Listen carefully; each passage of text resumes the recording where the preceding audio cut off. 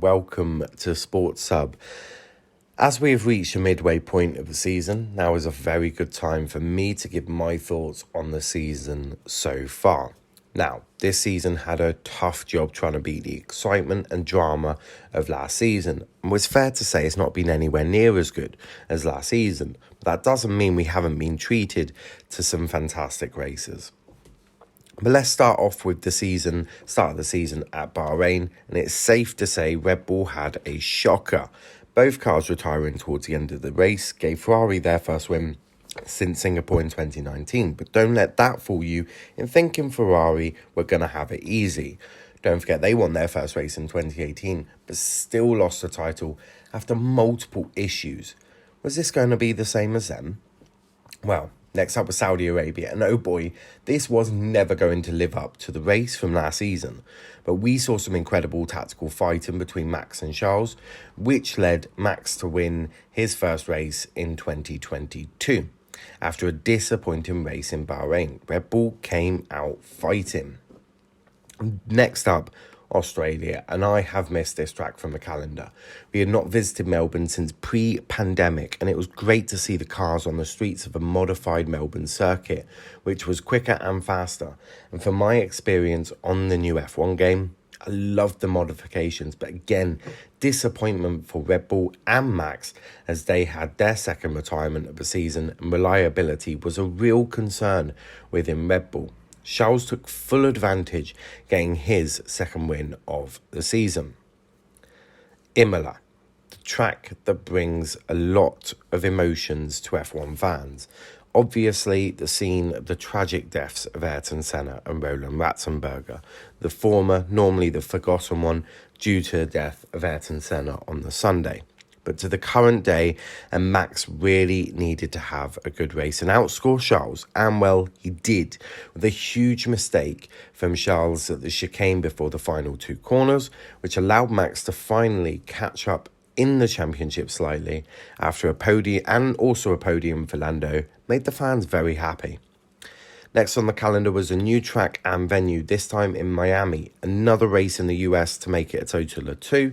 It will be 3 next season, with Las Vegas hosting the championship race. And again, Max winning the race ahead of both Ferraris, again, slowly clawing back the points from Charles. At this point, Ferrari fans probably wanted the season to be over. Spain was another great race for Max, and again, Ferrari didn't have a response as they finished 4th, but with Carlos. As for Charles, he lost the lead to Max in the championship after not finishing the race. 3 in a row for Max, 3 in a row for Red Bull, and they certainly looked a force to be reckoned with. Oh, and a podium for George Russell in a Mercedes, that up to that point, well, it'd been a bit slow and bumpy.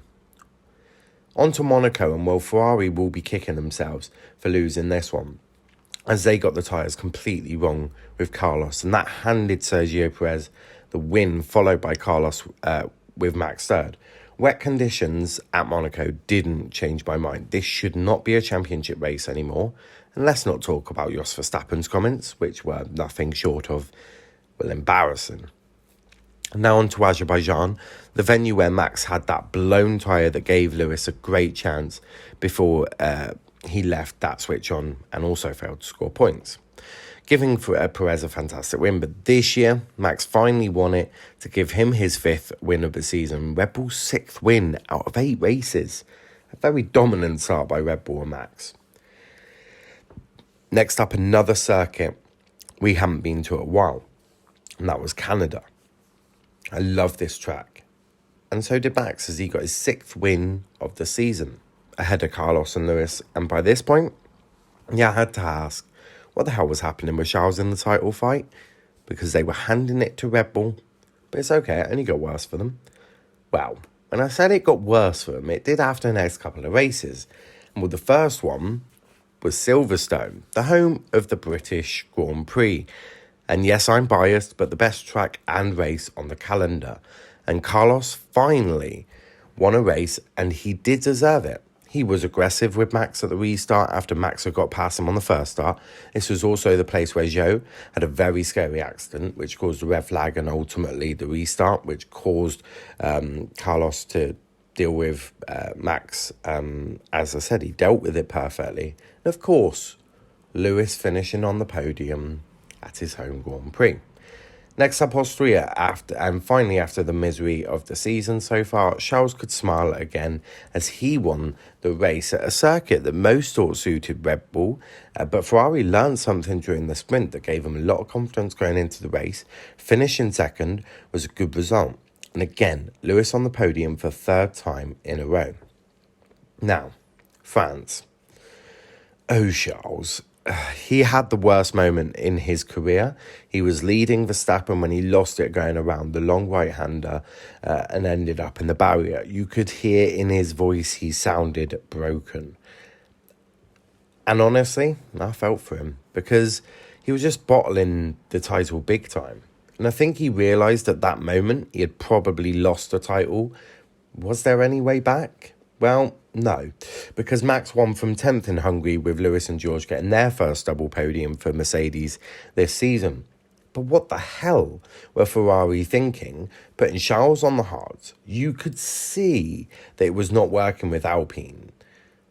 And again, we sit here with Ferrari ballsing up another race.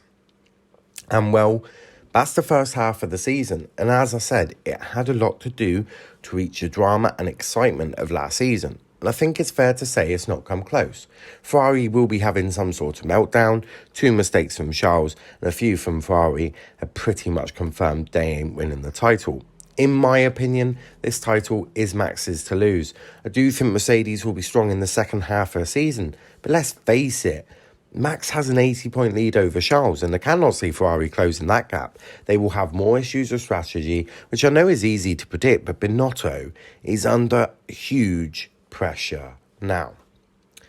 Max also leads George by 100 points, so as I said, Max's title to lose. But I expect Red Bull will be strong in the second half of the season, and I cannot wait for the Belgium Grand Prix. We will have the F1 show on Wednesday, so make sure you tune in for that as we preview the Belgium Grand Prix. Please hit the like button, and also if you want to see more content like this, then hit the subscribe button, and if you want to become a member of the channel, you can for as little as 99p. Thanks for watching. Your support means a lot to us, guys. And until next time, peace out.